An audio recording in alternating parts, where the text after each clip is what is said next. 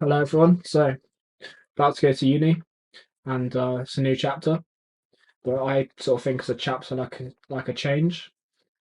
But to this change, I think it's more than just uni; it's growth. And I mean, I barely remember the start of the summer, but I want you to think back to your last 5 years, right?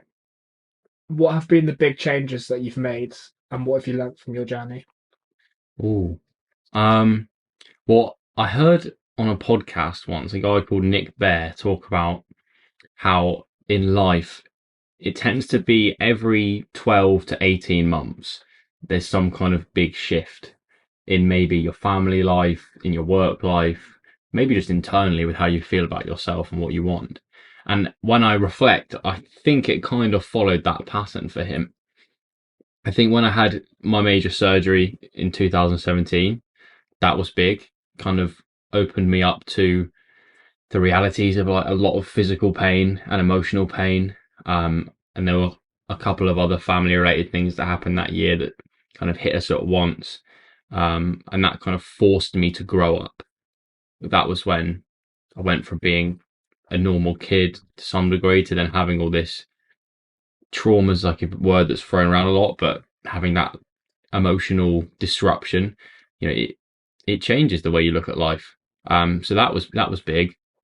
Um, and then again, maybe we can skip through to like the first lockdown and all the realizations I came to there, and the version of Joel that I was throughout those times. Quite lonely, but it was an important time where I started to figure out what I wanted from life and who I wanted to be, and when I started to grow up even further.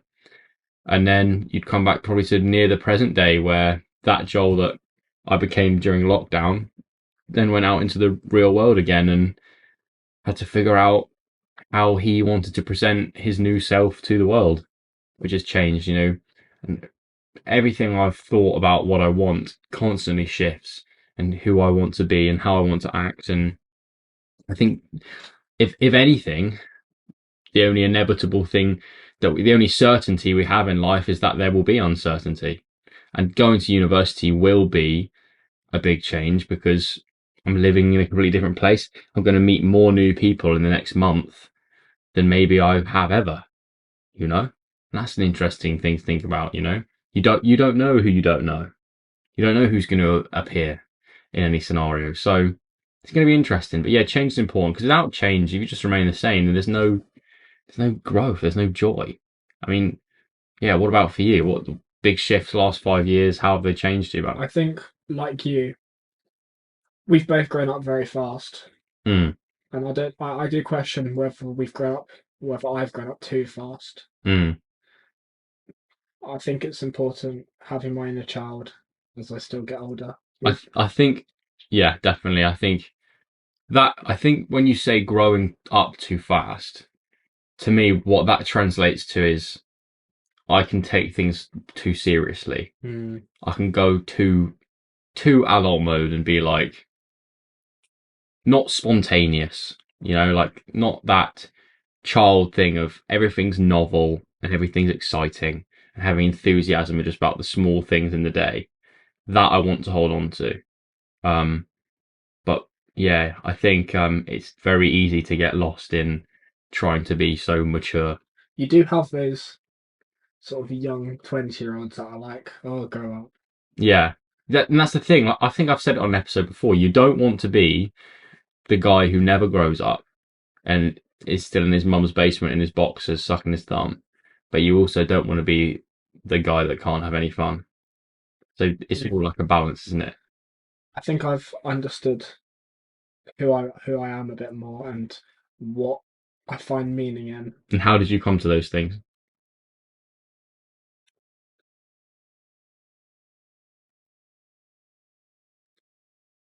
I think it's just had to start picking things, and I think I find inspiration from people higher up as to the meaning.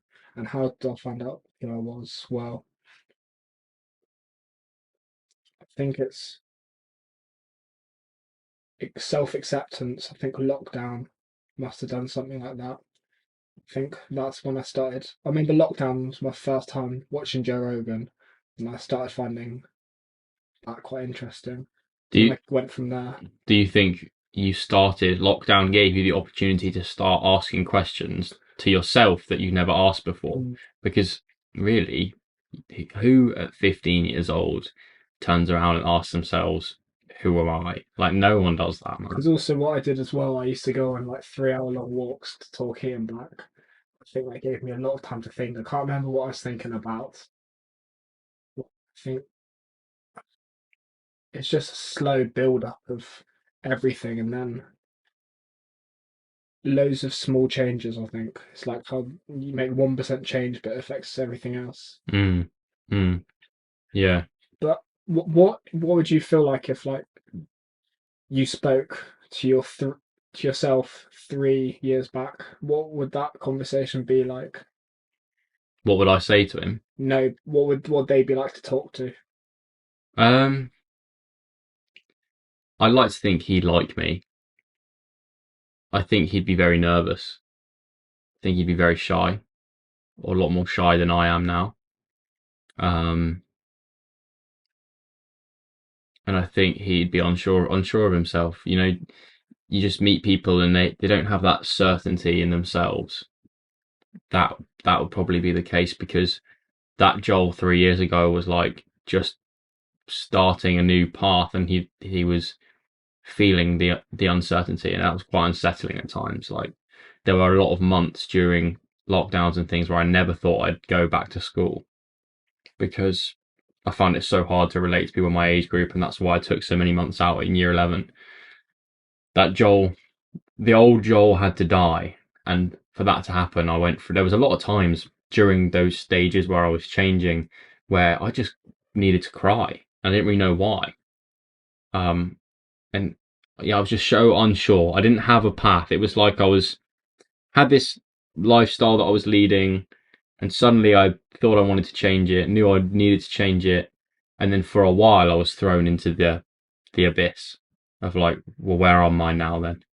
You know, human beings, we need a pursuit. We need to know what we're striving for. And when you come to a big change, when you haven't oriented yourself properly, you don't know which direction you're going.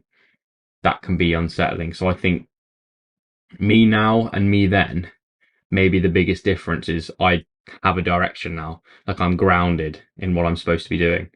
Whereas that Joel was trying out different thought patterns, trying out different things, and he didn't have the direction. I think I've rang out two big characteristics of myself, and that is that I'm very curious Hmm. and I like to learn. Hmm. And that's been a big change in the last 3 years. And I've also, in terms of knowing myself, I think I have two, like a scale, and that's like seriousness, and probably that's where the business head and the get things done now comes from, on one side of it. The other side, I've got maybe a silly, more creative, and the box original type ways of thinking. I think that's a scale that I quite like, Hmm. that I've built up over time. So you think you want to integrate both of those parts of yourself? And that's what I think I have been doing, yeah. Hmm. I would just I just like to think. I Mm. like to think about what people haven't thought about before, that I haven't heard people talk about. Mm. They're the stuff I like to think about. Yeah, striving for original thought.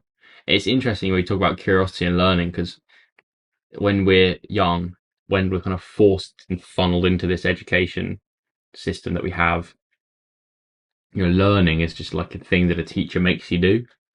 You have to want to learn. Yeah, and then something switched in my brain where it was suddenly like, oh wow, like learning is cool because learning can make my life better. You know, it doesn't matter whether I know how to solve algebraic expressions, right? I had to do those things because the government want me to be assessed on it. But when you can realize that, oh my God, I can learn what it means to be a good person for me. I can learn about topics that I genuinely want to know about for some reason. Like there's this deep feeling inside of me that resonates with this topic. That's a beautiful thing to realize. I think where my curiosity came from, I don't know if you were, but I was quite bored as a kid. Not any digs on my parents or anything, but I suppose most people are quite bored as a kid. and a lot of people try and pass that boredom with social media now, but I try and get curiosity. I remember days just being in my room and thinking of stuff, and now I pass boredom by saying, for example, oh look, there's a radiator right there. Oh, I wonder if all radiators are white. What would happen if you put a cover over that radiator and made it look all nice? It's just like things like that make stuff more interesting. So, were you a bored kid? I think so. Well, I've been thinking about when I think about why I am now how I am and how that relates to me as a child. I don't necessarily remember being bored, but what I remember is I used to find growth related things interesting. So, like, I was fascinated by Pokemon games and the fact that you can catch a Pokemon at like level 5 and then train it up till it's like level 100 and you can beat the Elite Four and you can complete the game. Like, I loved that. And I loved building a sick Ultimate Team on FIFA. And also, I used to like imitating heroic characters, like when you watch like Kung Fu Panda 2 or whatever, and you see Po finally beats that evil peacock bloke. But that I remember being a kid and coming away from the cinema after I watched that film and be like, I want to be like that. I want to be a warrior, bro. I want to be the Dragon Warrior.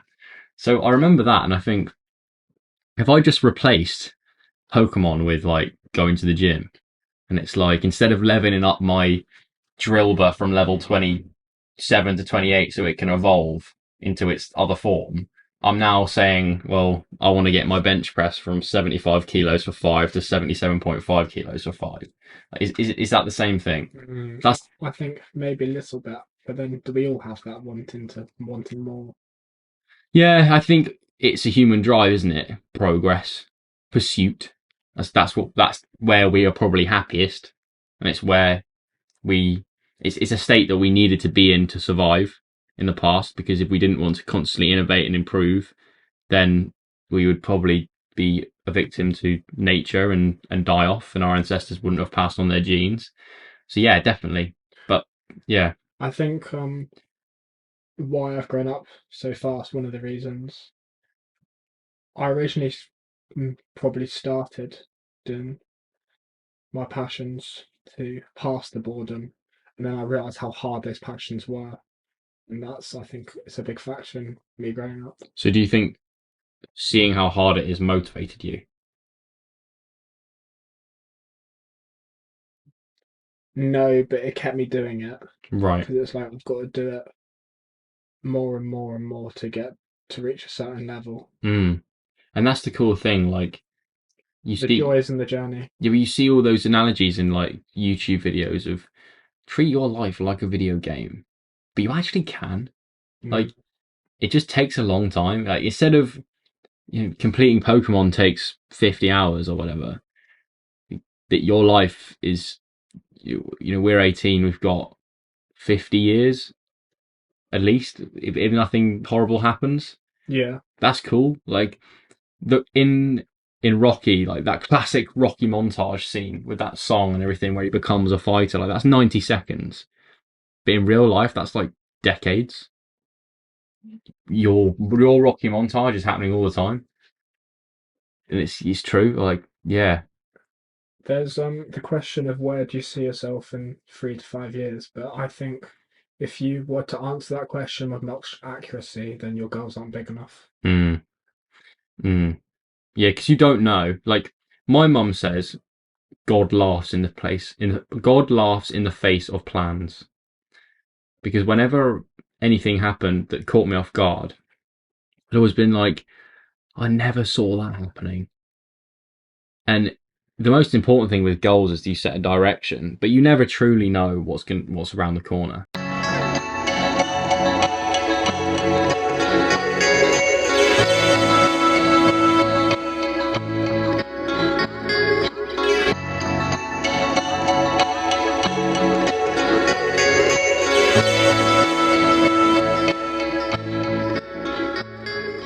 So questions like where are you in 3 to 5 years are very hard to answer. Okay, I didn't think I'd be sat here having this conversation with you 2 years ago because we weren't even really friends. And even a year ago, we weren't seeing each other as regularly as we were. But I think this was a question I was telling you earlier that I wanted to ask you now. It's quite similar to that.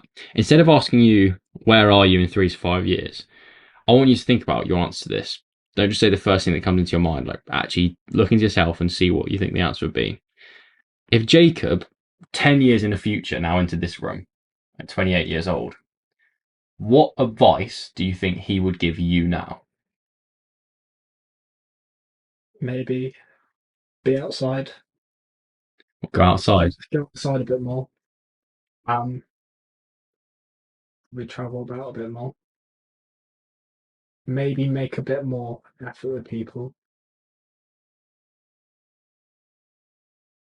And that's interesting that you haven't gone to the thing that people might presume of saying, like, my 10-year future self will ask me to work harder on this or start this habit, or you've gone to care about people more. I think I've found my things. I think I'm quite educated, and now it's just the thing of doing it. Like, you mean you know what you need to do, you just have to do it. How, even though, yeah, I sort of know how. I'm trying to find ways.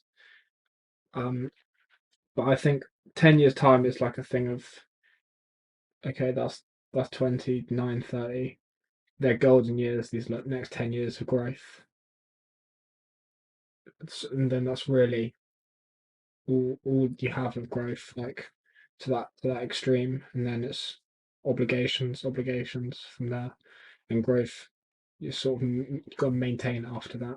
So you think you will go through the most growth in the next 10 years than you'll ever have? Yeah. That's interesting. So you think it comes to a point where it stops and that slows down how much you can change as a person? Potentially, unless you go into sort of other areas. Mm. Yeah, it's quite a hard question. What would you say? It's an interesting thought exercise, though, isn't it? Because it helps me actually think about how should I orient myself today? What should I do? What should I think about? What should I focus on? And it's like, what would Joel in 10 years want me to do today? I mean, if it was me in 5 years ago, I'd say work harder. What you telling you 5 years ago? Mm.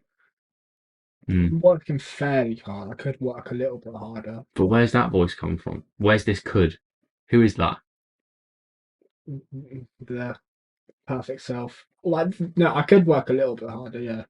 But I've made quite a bit of progress in my work ethic. Because I thought about that. I have that voice as well. Or you could do better. But it's like, where's that come from? Like, I'm doing well. Is that just me seeing other people in my life online have these lives that I want? It's just my material desires, thinking, oh, I want to be at this position by this age. I want these things. I want my life to be this way. Is that where that could is coming from? Because maybe I am doing the best that I can. It's a quote by Richard Webster. That's 20 years from now, you'd give everything to be the exact age. Yeah. Exactly this healthy in this exact moment. Take a second and enjoy it. Yeah. So true. But think about yourself at 58, 40 years time. You would give all the money and all the assets you have to be 18. And you are 18 now, and you're potentially sacrificing what you could be doing now to get that money and those assets. So what's the right thing to do? It's so weird, isn't it? Well, the natural answer would be balance, but then you have to be a bit imbalanced to be a bit different and be successful in one particular thing. Yeah, I guess it's what you want, isn't it? I mean, I feel like I can get to a point where, like I was saying to you earlier, where those 5 pillars of my life are satisfied. That's all I can really ask. And like I said in the steam room, the best thing is if each individual day my head hits the pillow in the evening and I'm like, that was a good day. If you do that for the rest of your life, that's a good life. And you won't hit it every day, but if you hit it 9 out of 10 days, that's great, man. That's a 90% accuracy rate, you know? And those 5 pillars are just good sleep, good nutrition, eat enough, eat the right stuff most of the time, train in some way, get my body moving, get my heart rate up, have quality social connections, you know, people that I don't have to put a filter on, be around people that I love, feel valued, feel appreciated, feel respected, and meaningful work, whatever that could be, you know, creating something, improving something, providing value to people, That's life. That's all you got, really. Those 5 things. I'll tell you what, I can't answer that question very well. Which question? The 10-year future Yeah, self. but I will think about that Mm. because I think it's probably important to answer it. Yeah, because then you know that is literally because you are becoming your future self.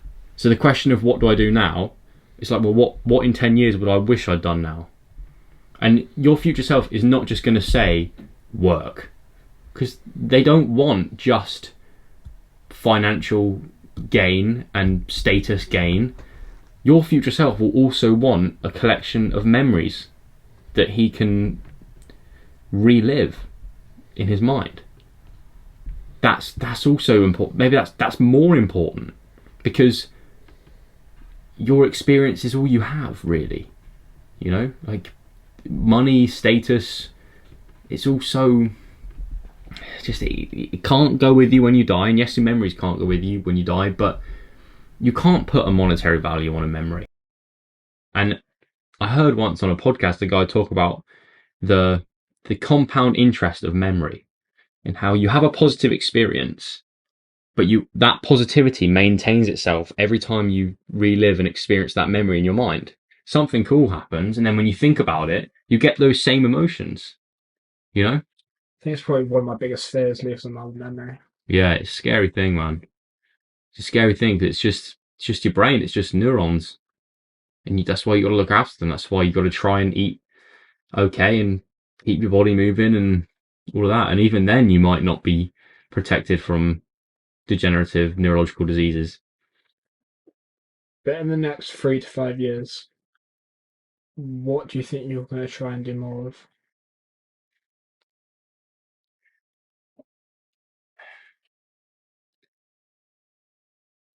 Say what I believe to be true in all scenarios,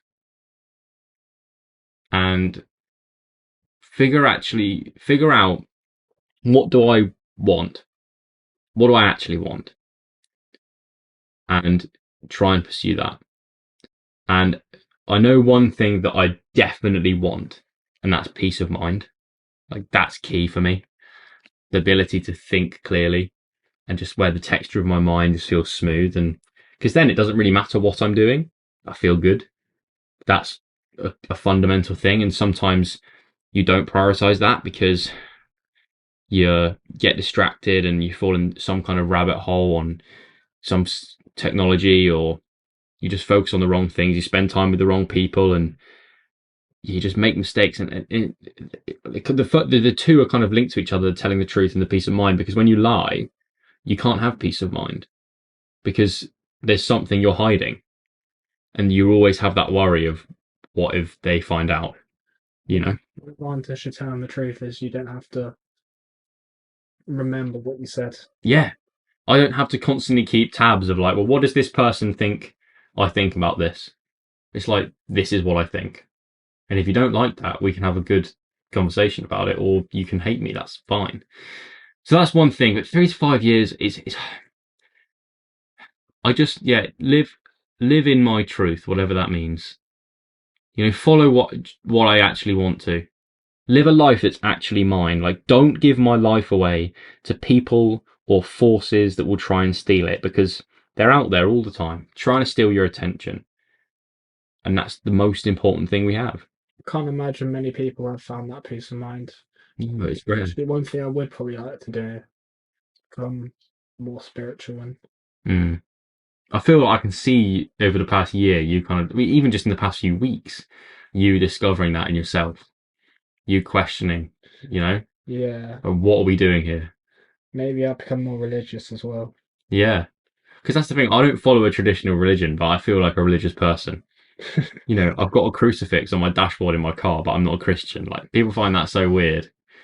But yeah. I think I need to meditate more, and that's why I would like to get someone, that meditation person on here, Mm.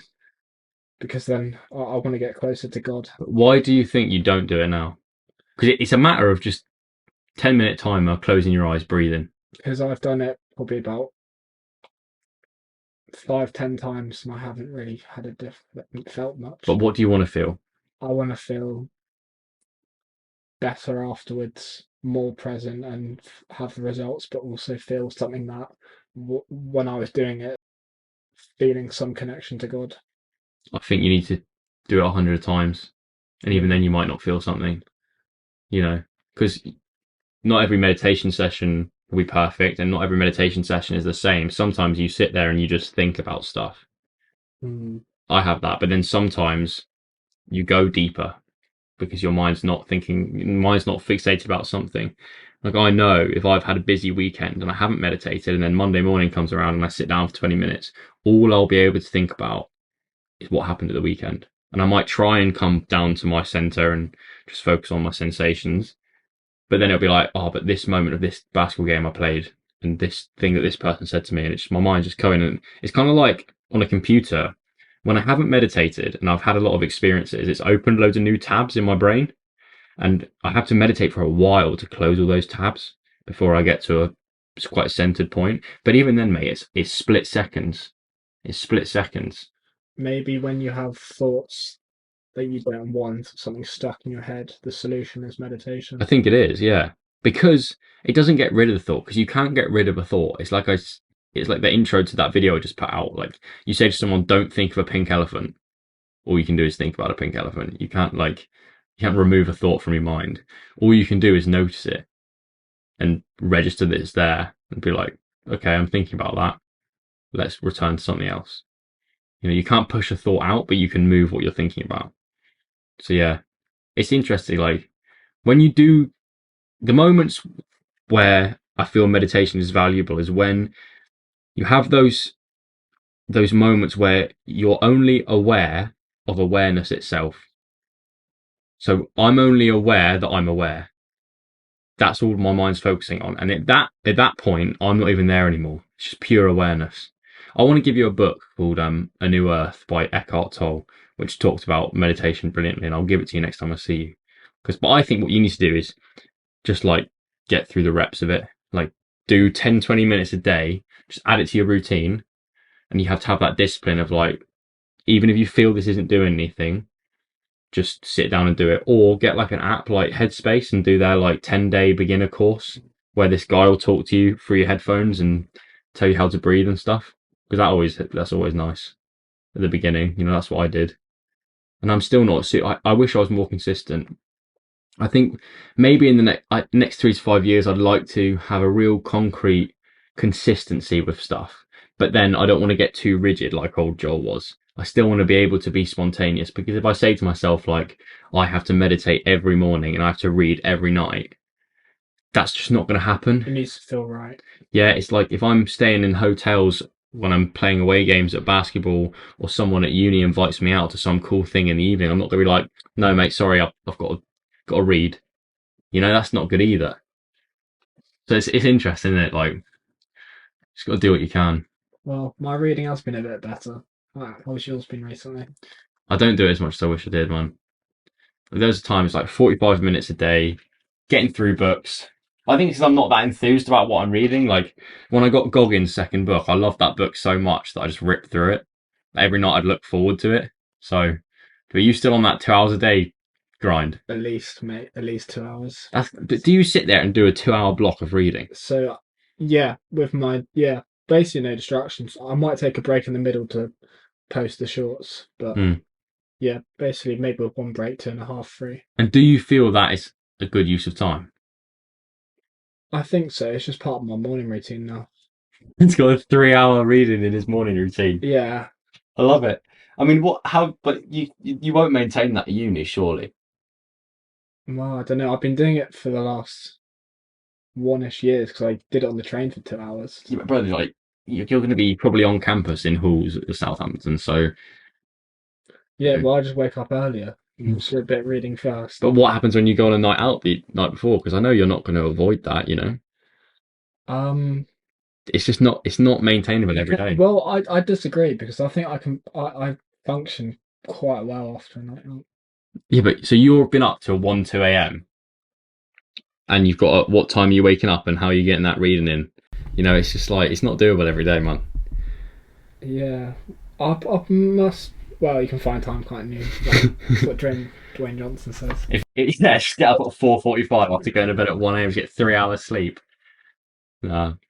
I don't know. I'll figure something out. That's something it's going to be interesting to navigate. It's like the social scene at uni. How much do I go out? How much do I drink? Who do I spend my time with? I can't really predict that accurately. No, we've. That's what I think as well. We've just got to go and see what happens.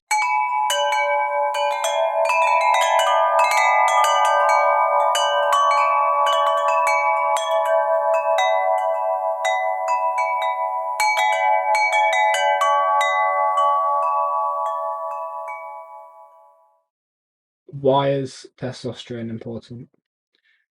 Um, Because to me, when people say high testosterone, that just means like you're more horny. yeah. Well, that's the thing, isn't it? Like for most people, it's associated with aggression and sexuality, which in the extremes are not good things. You know, so it can get a bad rep because there are associations with testosterone and violence and things like that. Yeah, Peterson said that crime's higher the higher your testosterone. Yeah, but at the end of the day, if you have yourself in order and you're not an aggressive person necessarily, it's absolutely vital. It's vital for everyone, men and women. It is, it's a sex hormone, and the reason that we're all here is because of the sex hormones.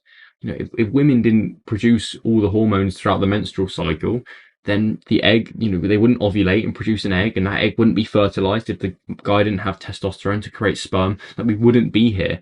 And these are just chemicals. These are just atoms bonded together in a certain way. And without these microscopic little chemicals, none of us would be here. This house wouldn't be built. We wouldn't be having this conversation. The camera and microphone wouldn't be there. This water wouldn't be coming from this tap. Your MacBook wouldn't have been created. All of it is from these two little chemicals. Or there's more than two, but I'm thinking about testosterone and estrogen mainly. But there's loads throughout the menstrual cycle and stuff. So number one, without it, you wouldn't be here. So key. And number two, especially I can only talk from the content I've consumed and the information I've looked at. For guys, testosterone is essential for our drive, our well-being, just generally our happiness, and just our ability to compete. Isn't it to the confidence? Massively. It affects your posture, it affects the way you think about yourself and the world. It's absolutely essential. And it doesn't have to be associated with aggression or sex or hypersexuality. No, and that's why I worry about my own fertility. I worry about declining testosterone levels, because if I get to that point where I want to have children and I can't, that's devastating. That's devastating. And all the little estrogen stuff and microplastics in our water and our food, and it's just all like, it worries me a bit. I think that's what, yeah. Have you seen how testosterone's dropped in the past 100 years and stuff? Yeah, I've heard about it. I think it was something like the normal range for our testosterone these days is like half of what it was 100 years ago, or something ridiculous. It might be worse than that, but I think it must have been at least half. And Can you increase your testosterone? yeah, How do you do that? it's interesting actually. Well, you've got the essential biological, Maslow's physiological needs in his hierarchy stuff of like sleep, sunlight, animal protein, like eggs and stuff like that. Brilliant for it. Those things, lifting weights, strenuous exercise, they all increase testosterone. But there's also the interesting things like competition and status, are big things, like where you perceive yourself to be in the social hierarchy. Like, there was a video by a YouTube channel called What I've Learned that I watched once, where he said, like, is Instagram lowering our testosterone levels? Because when you see, like, if you think 200 years ago, we would have no idea about some high status person in another country. No idea. But this guy argued in the video that when you see like Ryan Reynolds' Instagram and you see the beautiful women that he's with and the things that he's doing and the money he's making, and you compare your status per se to his, that will lower your testosterone. Because really, a lot of our biological drives come from apes, and a chimpanzee will live in a tribe, and it will know where its position is in the dominance hierarchy and behave in accordance with that, right? But we don't have our tribes of 150 people anymore.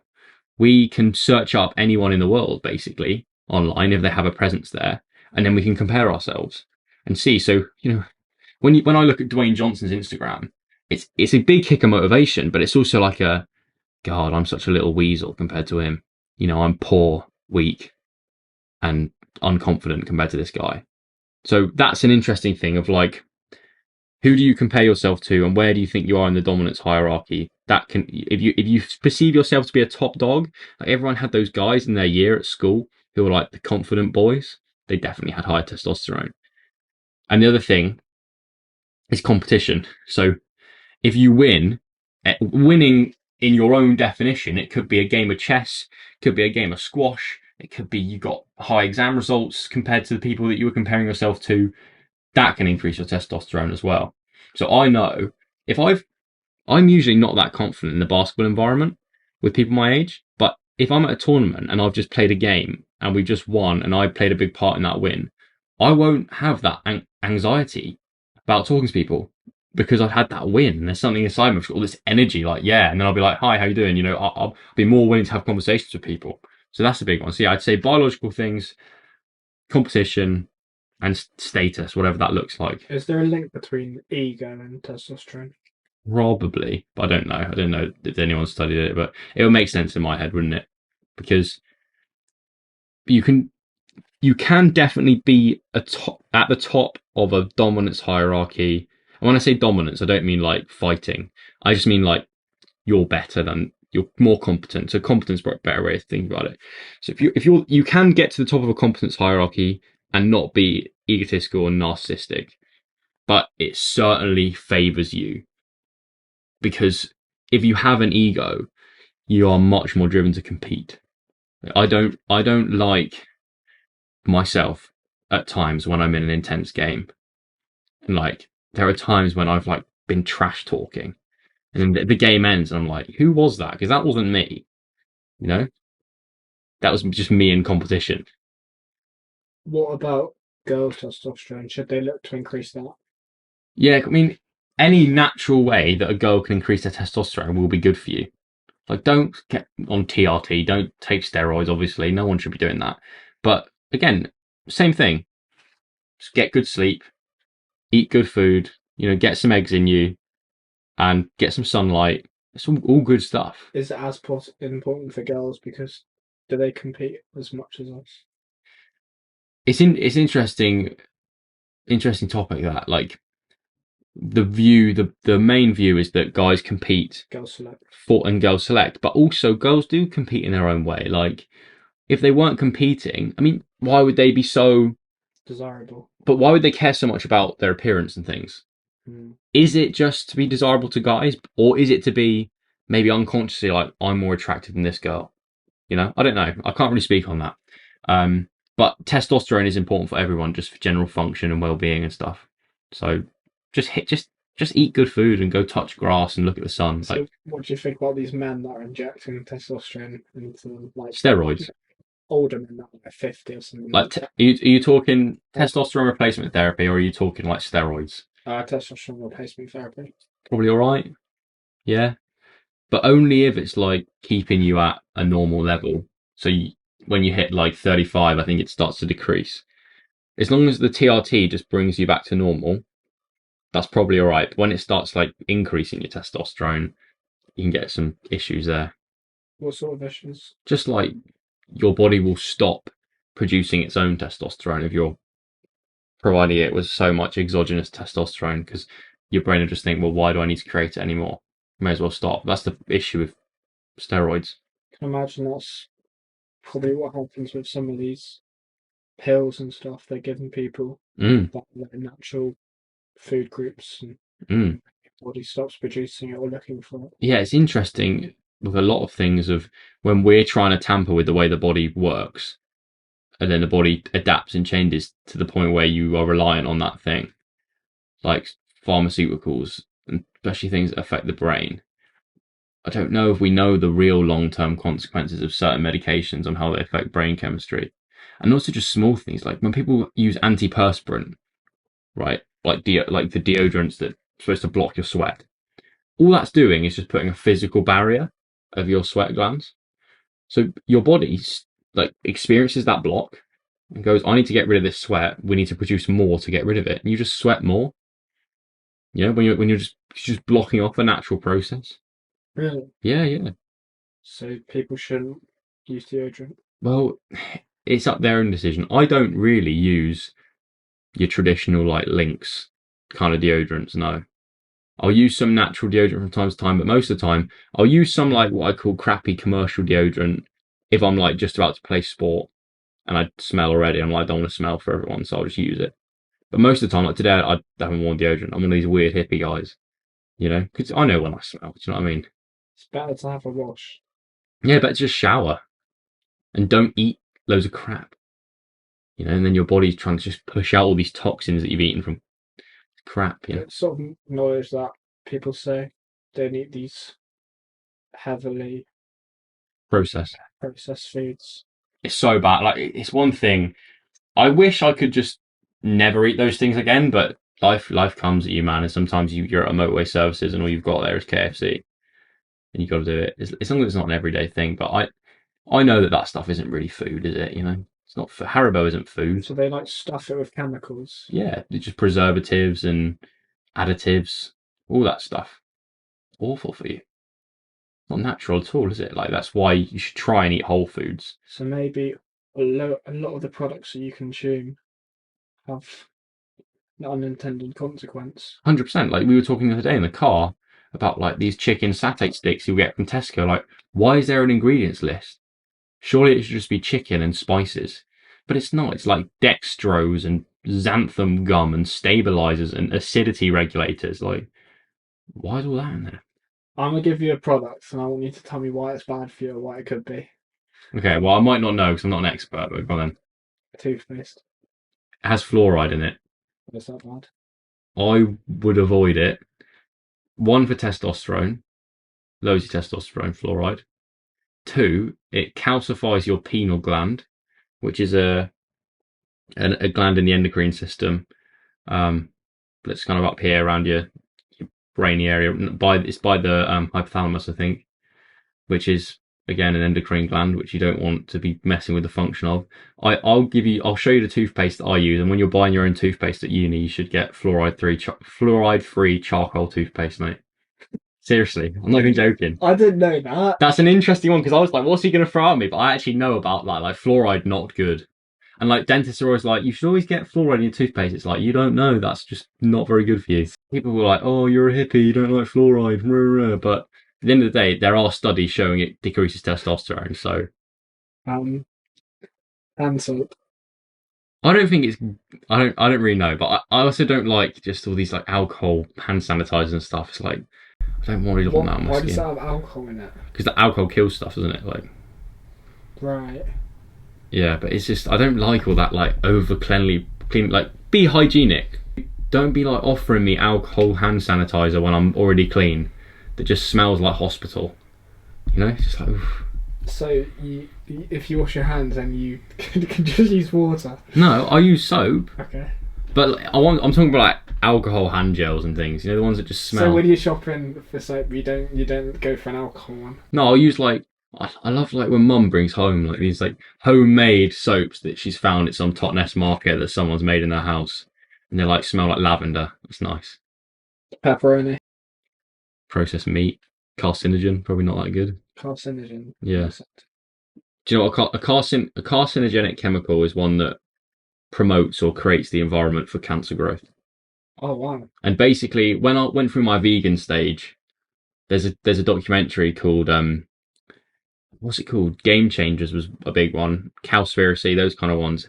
And like apparently red meat and processed meat are grade 1 carcinogens, which is the top level of cancer causing substance. Like up there is like stuff that's in cigarettes and stuff. Oh, I don't like that. No, it's scary, isn't it? But then you've got like your Joe Rogan side of things, like carnivore diet, just eat grass-fed steak and you'll be healthy. It's like, what are you supposed to do?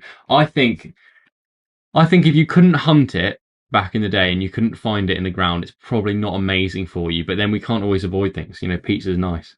Do you know what I mean? Like, have a pizza from time to time, but just realise that it's not good fuel for your body. There's a chance it can cause cancer. But our bodies are, cancer's being formed and killed in our body all the time. Cancerous cells are being made all the time. You only develop what we call cancer when your body has mechanisms that self-destruct cells, and when those mechanisms fail, that's when you get cancer growth. Because like a faulty cancerous cell grows and then it divides and divides and divides and divides, and the body isn't killing it. What about all these like skincare products? I think if it's like nice and natural, it'll be alright. But some of them just have weird, like if it's got weird chemicals in, I just don't. I might sound like a weirdo, hippie, wacko, woo woo, conspiracy, spiritual nutter. But if it's got an ingredients list like an encyclopedia, I'm just a bit wary of it because you don't know what that is. Like if I read to you the side of a skincare product and like all the stuff that was in it, you wouldn't know what it is, would you?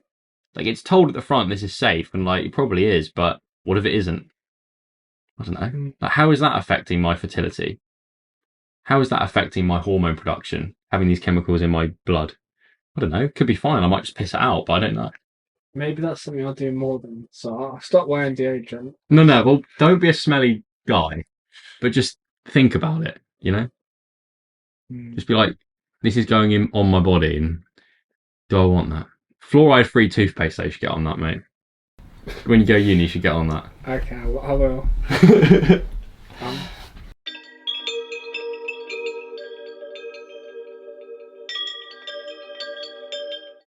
what do you think is the psychology of a stalker? Someone who's so lonely that they've resorted to being creepy to get any social interaction. Is it something to do with like obsession? Yeah, probably. Like they're so they're just in despair in themselves, and they're so desperate for validation and love that they will do anything to get a sniff of it. But then they still have the confidence to sort of go out and make the effort. Is it confident though? Like if you're confident, you just go up to the person and be like, "Hi, how are you? Do you want to be mates?" It's this psychopathic thing as well, probably. Like just it's a bit just slimy, isn't it? It's quite common.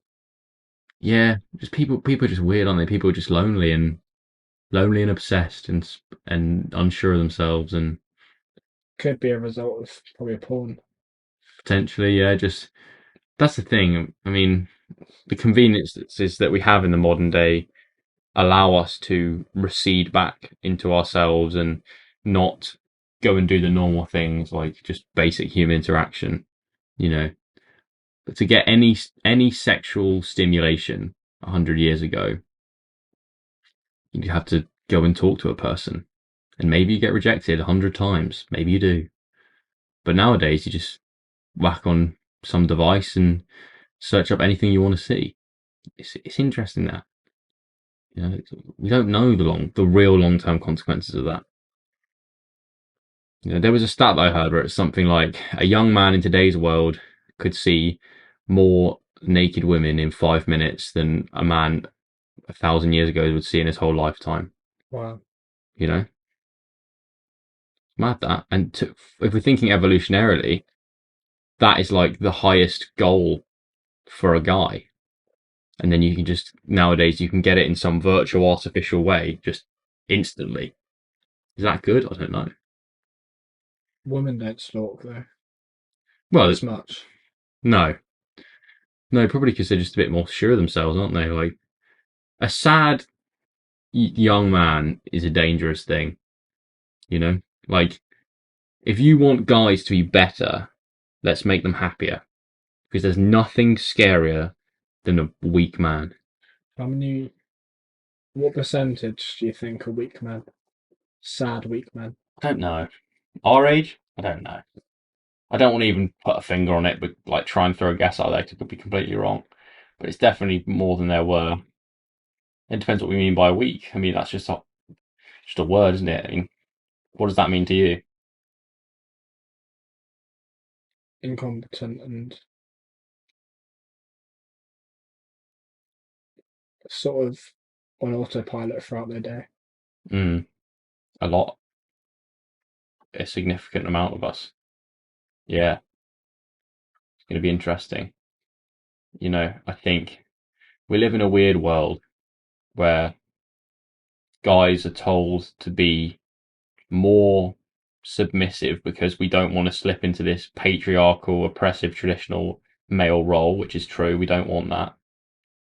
But at the same time, telling guys to just be less masculine is not good, because masculinity is associated with negativity, it's associated with harassment and oppression. But maybe masculinity is being a good dad, being a protector and provider. And that doesn't mean that women need our protection and can't survive without us. But we have this drive of we want to provide for people. And when you take that away, that's when you're left with weak men with no purpose. And it's the weak men that are doing the harassing, you know? So give a guy a good purpose, he won't harm anyone. How do we make weak men stronger? Tell them not to be weak, man. Give them a path to strength that isn't associated with like patriarchal oppression. It's like when Peterson. That's why Peterson became so famous, because he was speaking out to young men and saying, clean your room, put yourself in order, don't be such a pussy, discipline yourself. That's great advice. I think more people would benefit from some tough love. Nothing major. Don't, insult people. Just be like, look, your life's a mess. And that's not a bad thing. Just change it and you'll be better. You'll do better, Wish I could shake some of the guys that I used to see in sixth form and stuff and just be like, bro, like, you're falling and you don't realise it. To be honest, I've never really done that. Maybe I should Done what? say to someone to do better. I mean, it's hard because, number one, it's like we had that chat when Stanley was on the pod, and we were saying, who are we to say that our thought patterns are more justified than anyone else's? But my approach to that would be, if a young man hates his life, or any young person hates their life, I've said this to you before, don't tell them they're fine as they are. If they're happy doing some way of life that we don't think is optimal, that's fine. Like, they're having a good time. But if their mental health is declining, their prospects for the future don't look good, telling them it's okay is stupid. It's not okay. It's a lie. It's not okay that you hate your life. It's not okay. You don't want that. Maybe you should turn around and go, look, yeah, you hate your life. And yeah, maybe some of it's your fault. But if it's your fault, you can change it. And that's a theme that I saw in like the 2 videos I made recently when I talked about agency and locus of control. It's like my biggest thing at the moment is every time something's not going well in my life, I'm going to say it's my fault. Even if it's not my fault, I'm going to say it's my fault, because then I know I can change it.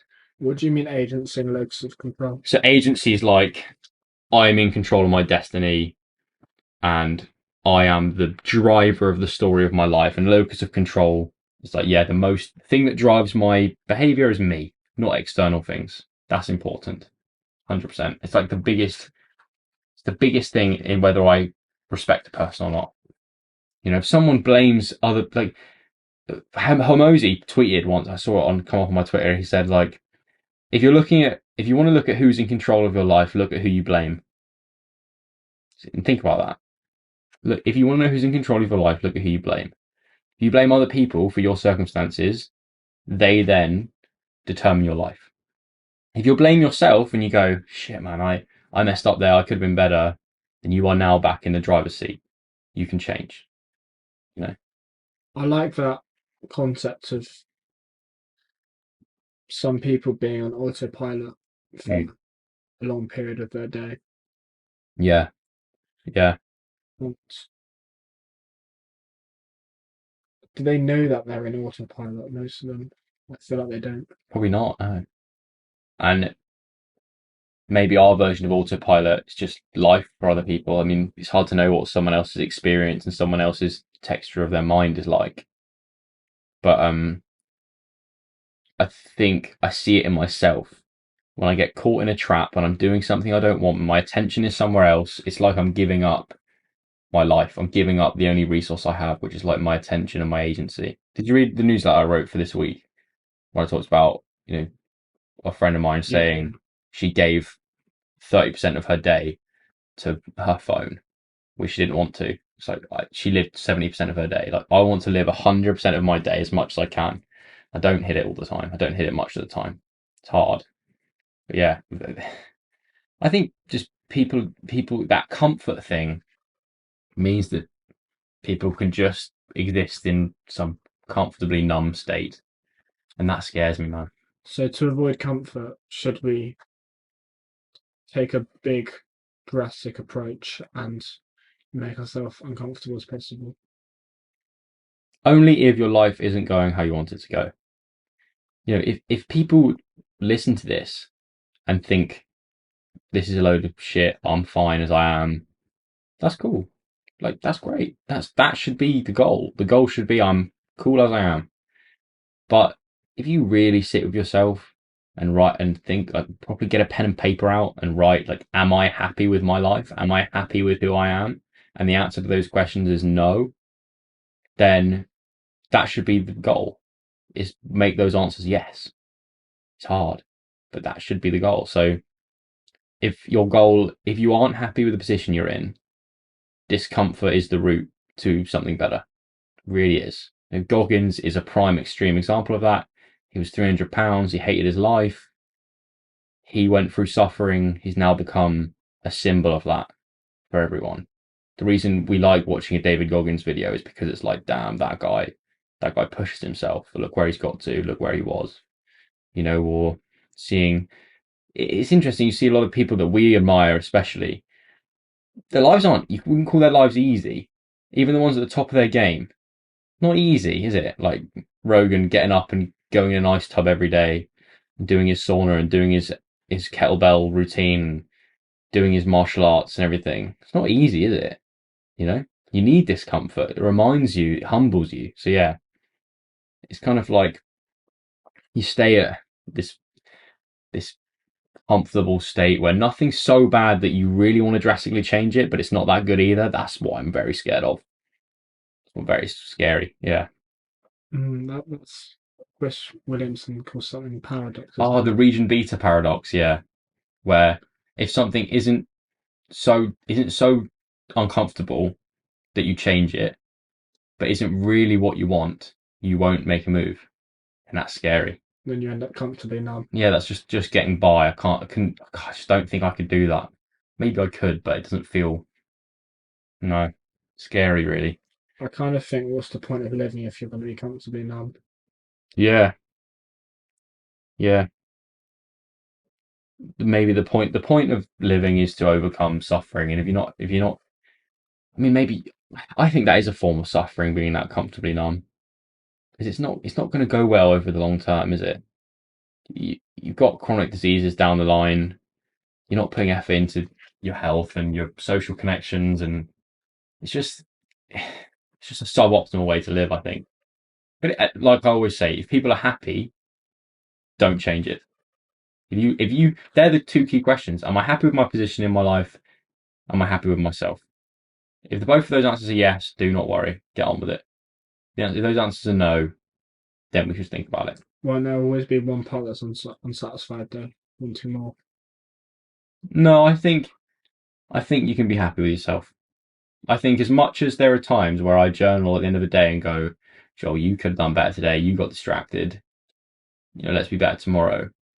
If you really ask me, like, Joel, are you happy with who you are? Yeah, yeah, much more than I was. Because even if the answer to that question will not be changed with more work, the answer to that question has to be found a different way. Self acceptance in a way. But you can only get to a self acceptance when you like who you're becoming and who you are. Because I know I'm not going to be perfect. I'm not going to live out every day like I wish I would, and no one's going to be able to do that. If that's what you're aiming for, you're always going to fall short of that ideal. So it's just, I'm happy with where I am. I wouldn't change it, which is nice, you know. But I'm not like satisfied anyway. Who wants to be satisfied, man?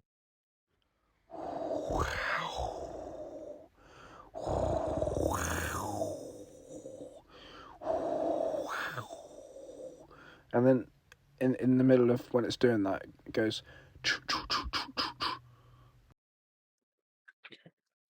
Can you explain to me Freud's Oedipus complex? Oh, the Oedipus complex. Oedipus complex. It's a weird theory, bro. I came across it Strap and I didn't yourself quite in. understand it, but it seemed interesting. Strap yourself in. I mean, I don't think it's just it's just not true, is it? Really, let's be honest. But so basically, Freud says he focused on the male perspective because he always did because he was a misogynist. And he said that in the phallic stage of psychosexual development, which is like age 3 to 5, um, a boy will start having sexual feelings towards their own mother, right? Odd. Um, and in response to that, they will become scared of their father, or they'll kind of hate their father. They hate their father because they want to be with their mother, and then the hatred of the father turns into fear because they fear that if their father finds out about their love for their mother, then their father will castrate them and chop their penis off. And in response to that, what is known as castration anxiety, the boy then identifies with the same-sex parent and tries to become like their father, and that's the Oedipus complex. Yeah. I don't know how much truth there is in that. And Freud's perspective was, if you claim that you weren't sexually attracted to your mother at the age of 3 to 5, then you're just in denial. I suppose you want her attention and stuff, Mm, and you're fighting over that. mm.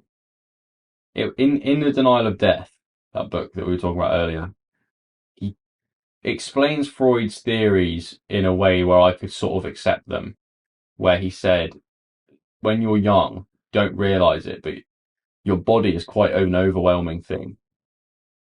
You spawn into this being and you've got all these sexual organs and you have to piss and shit and everything.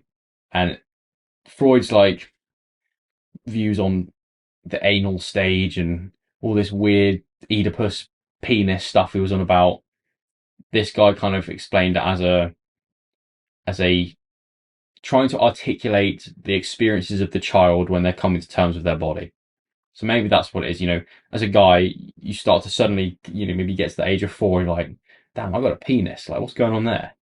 And then you try and work out what that means and how that relates to your life as a functioning human, and it's just all of those kind of things. So, yeah, Oedipus complex, weird. We used to talk about it a lot in psychology as just like some weird theory from Freud that was silly, but I don't know. Isn't there sort of three big psychology people, and that's Jung, Freud, and Nietzsche? Well, Nietzsche would probably be considered more as a philosopher than a psychologist. I wouldn't say they're the main three. They're just the three that like people focus on because also they're quite linked. Like Jung was a student of Freud and Nietzsche. Freud and Jung worked together for a while. Then their ideas kind of got different, so they separated and they didn't like each other in the end. So, but there's kind of different. There's main strands of psychology. You've got the psychoanalysts, which was like Jung and Freud, who were very abstract and talked a lot about the unconscious and things like that, and deep psychology. But then you've got like the behaviorists. Like, have you heard of Pavlov? Have you heard of Skinner? I think I've had a thought Pavlov's of dogs, Pavlovian conditioning, where he got the dogs to salivate when they heard the sound of a bell because they associated the bell with food.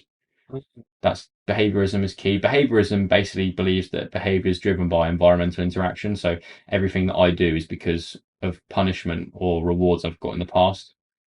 Then you got the biological psychologists focus on the role of genes, neurotransmitters, hormones, the nervous system, stuff like that. Then you've got like your cognitive psychologists that focus on the brain, and you've got the computer models that they use, and the cognitive guys, they came up with things like schema, which are like representations of the world that you package together, like the way you package information together so that you can go out into the world and be a functional human. That's what a schema is. So, for example, you have a schema in your mind of how to go to a restaurant. And in that schema, there are things like how you talk to the waitress, how you order, how you pay, where the toilets are, how to use cutlery. All those pieces of information are packaged together in what you call going to a restaurant. Because imagine if every time you went to a restaurant, you had to figure out what to do. That'd be horrible. So that's because your schema comes in and tells you what to do. Things like that. Then you've got the humanists, who are kind of my favourite branch. If I become a psychologist, I'd want to be a humanistic psychologist, I think. That's like Maslow with his hierarchy of needs. A guy called Carl Rogers.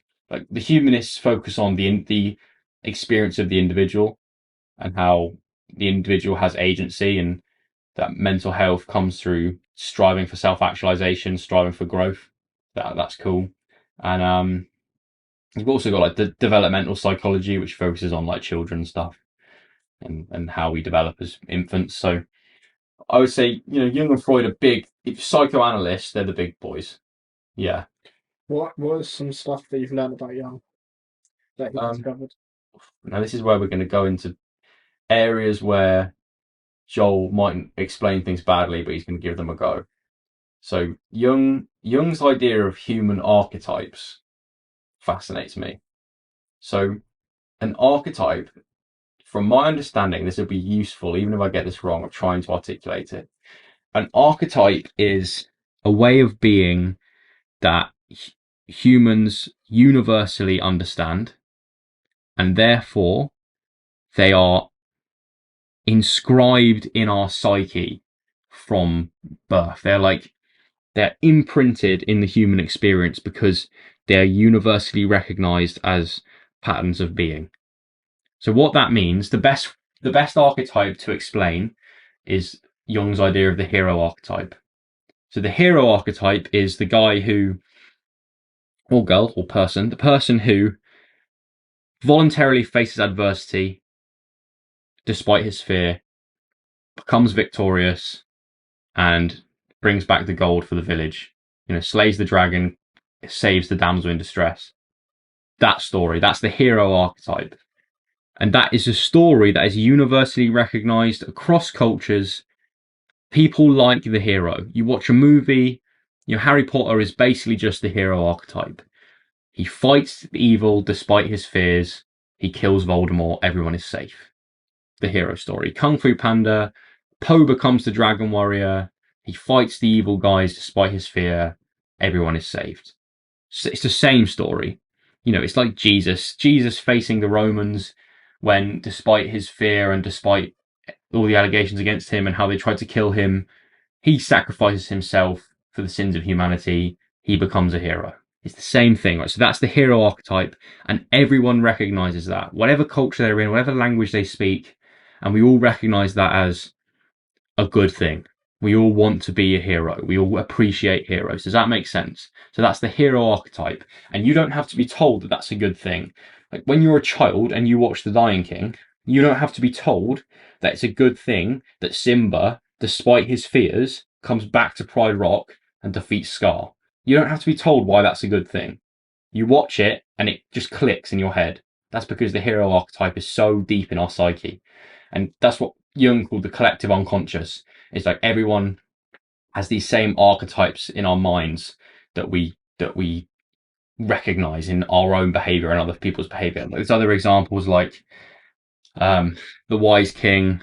So that's like benevolent father figures, benevolent leaders. But then you've also got the tyrannical king, stuff like that. The guy that tears things down and is oppressive, and abusive fathers, all of that.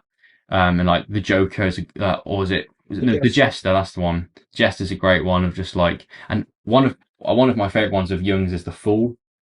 So how the Fool is the kind of the pre-archetype before the hero. So like you have to be a fool before you can be a hero. I like that idea of like you have to be willing to be stupid, willing to be disliked before you can become a hero. So yeah, those ideas, as much as that might sound like absolute waffle I've just said there, I love that idea, because then I can think to myself, all the people that I admire them because they live out the hero myth in their own life. You should try and live out the hero myth in your life. When I realised that was like massive, of like, oh, that's what I need to do. I need to be a hero. So these characters are everywhere in there. What does he say about these characters? They're patterns of, there are Do you know what I mean when I say patterns of being? Just like ways that Ways we people can are in the recognise. world, and we all recognize them. And it's that's what helped me when it was explained that you don't have to tell a child why the plot of a Disney film works. Like you give it's so interesting. You give a child a Disney movie, and you give anyone a new movie, and they watch half of it or 10 minutes of it, and they know who the good guys are and the bad guys are. Why is that? It's because you recognize archetypal patterns of behavior and go, well, he's a tyrannical king and he's a hero, and you can just see it. You know. What about Carl Rogers? What's something that you've learnt from him? Oh, Carl Rogers has a sick theory called congruence. So, what he calls congruence is where your self-concept, which is who you think you are right now, is in alignment with your ideal self, which is like who you want to be. He said when you're congruent is when your self-concept and your ideal self are the same thing. And he says good mental health is when you're in a state of congruence. I like that from him. That's an interesting one because then it's like I feel it in myself. You know, when my head hits the pillow and I think I've had a good day, that's because I think I've worked towards being my ideal self, which isn't that different from being my ideal self. You know. So yeah, Well, that next up is Freud. Freud. What's a helpful thing? I mean, Freud's tripartite model of personality that's quite interesting. I mean, the fundamental idea behind Freud's work is that you are not the master of your own kingdom, and that your behavior is often driven by unconscious drives. That's a key one. Helps me rationalize like those drives within you to do things you wish you wouldn't do. You know, you wish you wouldn't eat the cake, or have the wank, or have these lustful feelings, or chase status. You know, the parts of yourself that you don't feel in control of, you wish they weren't there. Freud gave them a name, gave them an idea, and then I can be like, that's my id, my pleasure principle that wants that, you know. And then Freud also had this idea of the superego, which was like your morality principle. So that can explain your conscience, why you feel guilty after you do certain things, because people who are high in neuroticism often have a very inflated superego, so they'll be very, very critical of themselves in everything they do, constantly overthinking, am I doing the right thing? Am I being judged? That's because they've got a super ego that's too powerful, you know. So Freud's model of personality is interesting, and just his work on the unconscious, cool, isn't it, really? Yeah, I suppose they say good marketing is when you hit the unconscious. Mm. So it's kind of a weakness about the But person, the unconscious. yeah, because you can't really control it. Like the only way you can control it is by bringing it into consciousness, being aware of it. Otherwise, it's just you're a slave to your conditioning. Could fear sort of be unconscious? Yeah, fear is unconscious. That's how the sort of tyrants get you. Yeah, I mean, if you could choose to be scared or not, you would choose to not be scared, wouldn't you? So it's unconscious. You know, when I have to do any bit of public speaking or like going to university, that first day when I rock up, I mean, scared's a strong word, but I'll be anxious about who I might meet and the fact I don't know anyone. If I could choose, I wouldn't feel that anxiety. It's not helpful. It's uncomfortable, and it impedes my performance in the world. So it is unconscious. What's the subconscious then? Same thing. As the unconscious. Sub is just like, yeah, not unconscious. You know. So maybe a good way to master yourself is to get a hold of your conscious and act with that. Yeah. Because you can learn to manage your unconscious drives once you're aware of them. Because you can feel them rise within you and be like, I can feel that now. Maybe that's the difference between being on autopilot and being in the driver's seat. Maybe it is, yeah. Maybe a lot of people are just driven by unconscious drives, and it's the same with animals. That's how animals act. It's all just instinct, isn't it? The interesting thing about human beings is we can notice our instincts and we can transcend them. And we can choose not to indulge in them, which is can be quite powerful. That's how we can delay gratification and stuff. You know. And even though he's not a psychologist, Nietzsche, what have you learnt from him? His idea. I mean, the quote we mentioned earlier. You know, he who has a why to live can bear almost anyhow. Cool idea. You know, if you've got a reason to live, you can bear the struggles of life. But also his idea of the death of God. He predicted at the end of the 18th century that the decline in traditional religious belief would lead to a lot of blood being shed. And he was very right. Wow. He was very right in terms of the Nazis and the Soviet Union, because he said if humans don't have a clear value structure, so they're not told this is a god you should worship, this is how you worship them, this is what you should value, then human beings will find their own values, and that's dangerous. Wow. Because if your own values are Nazism, communism, then bad things happen. And that's because, the part of the divine that's sort of in your conscious, Wants to worship something. but your animal is in your unconscious, and then that's how these. Yeah, so he basically said if we don't have a clear positive thing to value, we will look to other ideologies to value, and if dangerous people get a hold of the human predisposition to value an idea, and then bad things happen. And that's what Hitler did. Hitler was so persuasive in his speeches that he basically tapped into people's belief systems. So then it doesn't matter that what they believe is immoral, because it's just what they believe. Like, they were just like, I mean, a lot of them obviously didn't agree with him, but those who properly became members of the Nazi party, killing all those Jews, that was just part of their religion. Yeah, and killing off the Jews is killing off the people with the divine, so people then people stop believing through that. Yeah. Because they're scared that getting rid of another the religion that's competing. And Hitler was so persuasive with his views that the Aryan race were what we needed in this planet and what Germany needed, and that the Jews were like, he used to talk about the Jews like they were a disease. So he made people believe that if we get rid of these people, then we'll be healthier and the planet will be healthier, and that's a scary thing to think about. When you look at history, how do we not know that couldn't happen again? How do we not know that someone could come into power? How could we not be sure that someone can't come into power, change the way the majority of us think, and do a lot of damage? We don't. And that's why truth is so important. That's why free speech is so important. That's it. Because if you can't talk about stuff, then people can manipulate the way you're supposed to think. Because if people aren't putting together alternative ideas, then you're just going to think one way, and that's dangerous. But anyway, I don't even know how we got onto that. Nietzsche, yeah. On the same sort of timescale, though, were Hitler and the Soviet Union. So if those two bounded together, then the rest of the world would have a very hard time fighting against them. Yeah. It's quite scary. Luckily, they were on two different ends of the political spectrum. Yeah. Because Nazism was very right wing, communism very left wing. But there's an interesting thing that Stanley told me that was like, it's sort of like a horseshoe, the political spectrum, that every end of the end of both horseshoe is communism and fascism, and then they become the same thing.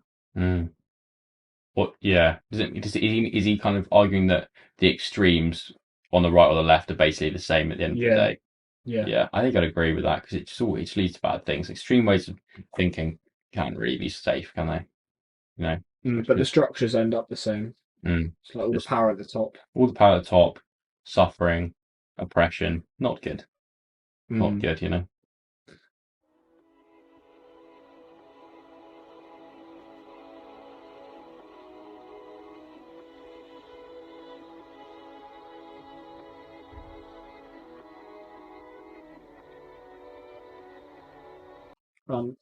So I discovered the other day that 3,500 heart transplants are performed a year, and people who get this done form relationships with the people that are giving their heart away. They're dead. Yeah, but sort of before they die, I think. But if you've given your heart, you're dead. I don't know how they do it. People do heart transplants. Right. Yeah, but not from one person to another. That's when you get a new heart. They can't artificially get a heart. No, but someone's died and they've frozen their heart. So like a young person dies, Yeah. they keep their heart, and that heart goes into a new person. Yeah, but and it there's something to do with they form relationships with the people. What do you mean? Okay, if someone's like an old person, someone's going to die in like a couple of weeks. The person who needs a new heart's going to start chatting to them, right? That's Yeah, basically but what I'm why saying. would you take an old person's heart? Well, maybe he might not be old, but he might just have sort of a couple of weeks to live. Right. Um, and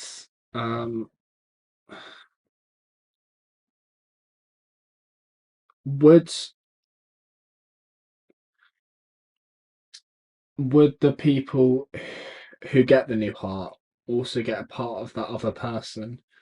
Would the Because your heart is like quite personal to you, and if I was to think of where was the spirit, I'd probably think inside the heart. So would a new heart coming in, what would that do to the person? Would it do something to the soul? Maybe. I don't know. I mean, it's hard to know, isn't it? I mean, I'd have to look at case studies of people who has anyone drastically changed after having a heart transplant? Has their personality changed? I don't know. It is interesting that parts of you and your like well-being and your personality aren't just in your brain. I don't know how it is with your heart, but like all the microbes that live in your gut, Right. they actually will influence your mood How? through the chemicals that they produce from the food that you eat and stuff. So like the brain and the gut are pretty well connected. So like you eat food and the fiber in that food is broken down by microbes in your kind of stomach, not stomach because it'd be acid. Maybe there are some in the stomach, but especially your gut. And those gut microbes produce other chemicals that then kind of give you increase your serotonin and make you feel good, man. Which is interesting. So yeah, maybe the heart, maybe it does, but I wouldn't know. How personal is your heart to you? I don't know. I mean, I wouldn't want someone else's. I'm quite happy with mine. Never seen it, but it's doing all right. Hasn't stopped yet, so keep going, mate. I think it's all right. I feel it. It's mad when you like actually feel your heart beating, and that's a muscle that's just contracting without your conscious control. And if this stopped, I would die. Yeah, could the beating be some form of communication? No. It does with the rest of the body, with the blood. Yeah, it's just contracting, isn't it? It's just pumping blood around and just getting blood to your cells so they can get oxygen and they can function. And it's amazing how it's here. Why do we cry when we're happy? It's a good question. Why do we cry when we're happy? An overwhelm of emotion, I guess. Something so overwhelmingly emotional, so much joy that you just overflows, man. That's what it's same thing when you're sad. It's just overwhelming negative emotion, release tears. Overwhelming positive emotion, release tears. It's interesting that though, isn't it? I suppose it could get you. I suppose you might build up sweat, and that could be linked to the tears. No, you're not sweating for your eyes, bro. It's a different thing, a whole different response. But that's an interesting question. Yeah, I'd be interested to look into that. I guess it's just overwhelmed with emotion. But it's not negative emotion. No, but it's still powerful feeling. Super powerful, like getting goosebumps and crying and all of that. It's the beauty of life, man. Crying with tears, that's when the best stuff happens. I've got a couple things around personality. Mhm. So in the Chris Williamson article, he said the person you meet when you look in the mirror is not one person.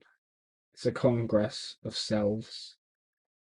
Is there more than one of us? The best version of us so often seem to be drowned out by the judgmental, harsh, emotional, juvenile voices, Mm. which cause us to behave and think in a way that aren't in our interests. To some degree, everyone has a mix of personalities. So why do you think we can't act the same way with everyone? I can read a couple more things on I that. mean, the final question you've asked there Let's start with that. Why can't you be the same person around everyone? We have to adapt to the social environment because standing out too much makes you vulnerable and could have threatened your life in history. Doesn't nowadays, obviously. But I think that's certainly a part of it. We don't want to be ridiculed. We want to fit in. I mean, I'll ask you, is Jacob at Exeter College last year, Jacob on the train, Jacob with his parents, Jacob with Joel, and Jacob in his own head, are they the same person? I mean, deep down the values maybe, but not what I express out. Exactly. If your inner monologue was expressed to the world, what would it sound like? So maybe the person in the mirror is not just one person. It's not. I know that basketball Joel, school Joel having this conversation now, Joel in the gym, Joel in his own head, they're all slightly different. Like, it's all me, but it's like shades of me, So yeah, you aren't the same. You aren't one person. Or maybe it's just like branches of yourself and you're like a tree and you inhabit different sub-personalities for different contexts and situations. I think that's one overall personality. That's a good way of thinking about it. Eric Neumann, who was a student of Jung's, said, "Don't be better than you are." And what he meant by that was, beware of adopting a persona that makes you better than you are, because that part that you're not admitting to will go off and have its own life. Don't be better than you are. Yeah. And then they say you should separate a man from his art. I think it doesn't matter how far you go with a thing, if it isn't what you're supposed to be doing or what feels like you're supposed to be doing, it won't give you the fulfillment you're looking for. Like a simple tradesman that loves what he does will get more fulfillment than the millionaire CEO who hates his job. Because the persona, when you're playing an act, when you're not being authentic, when you're just playing a persona, you can't feel true love and fulfillment and validation because the world is just praising the part that you're playing. It's not praising you. And I like that. Don't be better than you are. Just be what you are. That's powerful.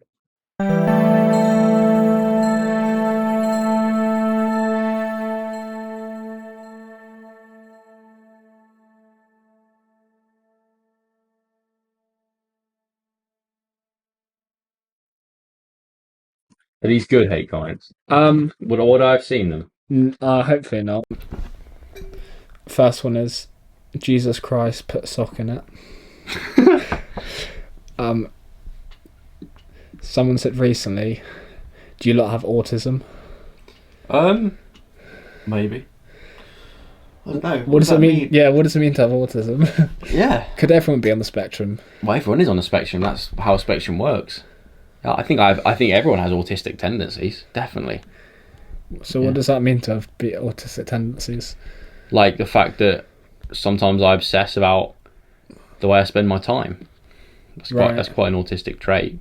Doesn't mean I have autism, but maybe you're right, person. Yeah, Ash that said that. Cheers, Ash.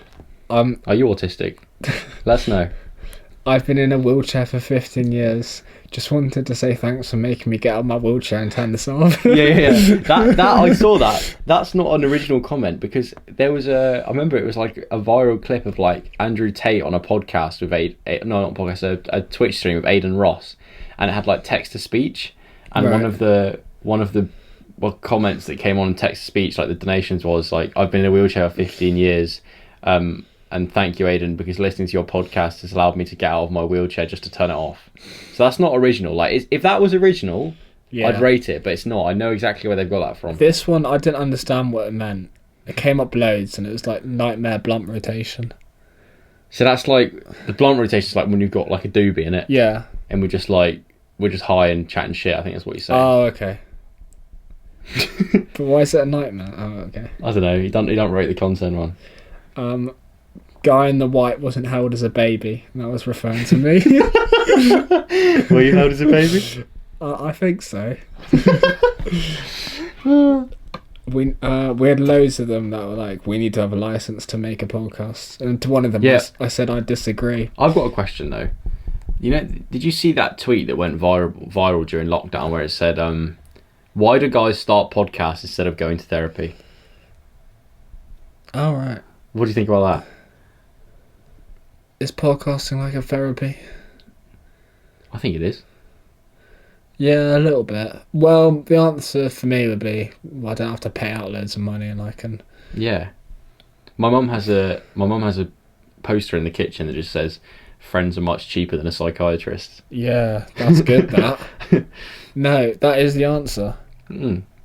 Like, it kind of is, I suppose. Well, Therapy. the things that we talk about help us deal with the world, and I've learned a like, lot. I think when people say things like that, they think we're making a podcast because we want people to like listen, and we want to be like massively famous or whatever. It's like, to me, it's not that. Like, I get to consolidate ideas, and I get to have a cool conversation that I wouldn't be able to usually have, and that's why I'm here. I mean, you do all the editing and getting guests and organising and stuff. I just show up and have a conversation. So, you know, maybe we should have a license to have a podcast, but maybe, yeah, okay. Because I said I disagree. Should they have a license to comment on our TikTok? You know what I mean? He said, of course you do, because you'd never get one. Right, We'd never get a license. that's fine then. I mean, who's going to like organise that as well? Like the podcast police? They're going to come around your house and be like, "You better not be recording a podcast." Yeah. Like, oh. I I rate these comments though, people. Don't stop commenting. I like it. It's funny. It's good for the algorithm. Yeah. Christopher Nolan is on the line. Wants you to edit for him. I've had more entertaining conversations with GTA citizens. Right, he's calling us NPCs. Yeah, mate, if that's the case, enjoy that GTA conversation. Yeah, so that's that. Yeah, thanks, guys. I keep the hate comments coming because I enjoy them. I lose. Lose. Lose.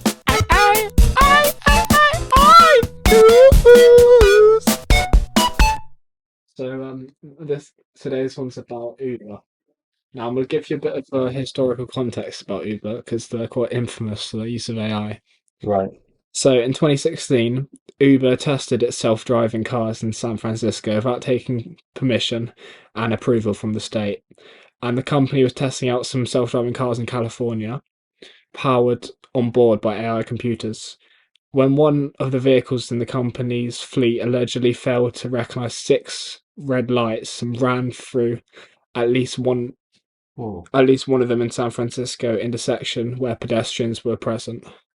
So basically, they ran through a load of red lights with pedestrians in the way. So that got them in some trouble. So there's some girl in some financial problems, and she had to sell her house and stuff, and she's living and working for Uber.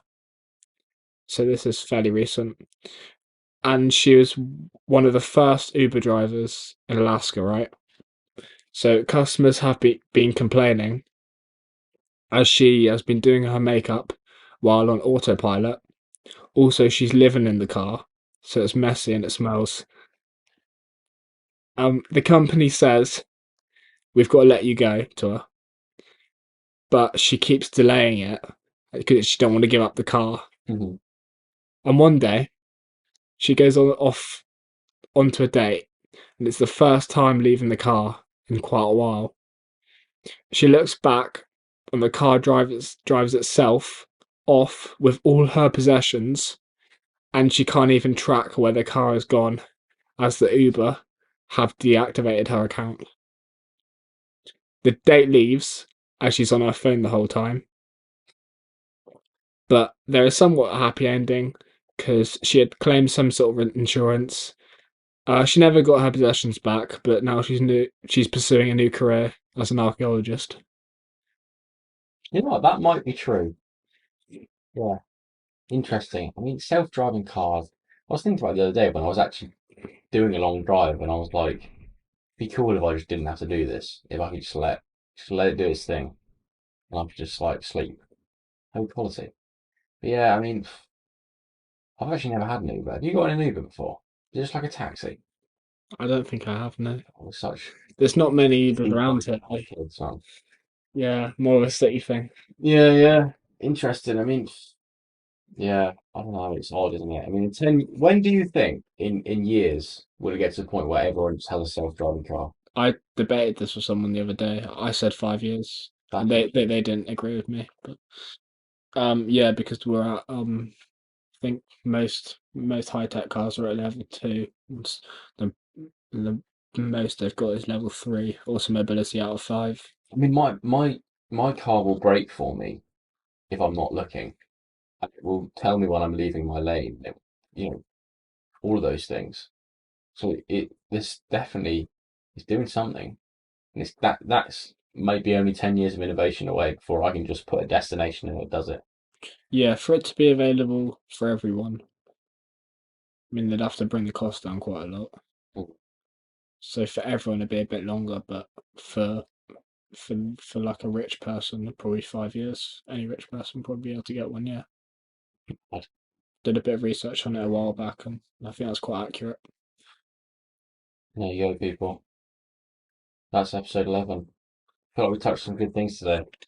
Yeah. You know what I mean? We'll see you all next week. Yeah. Appreciate you. Thank you.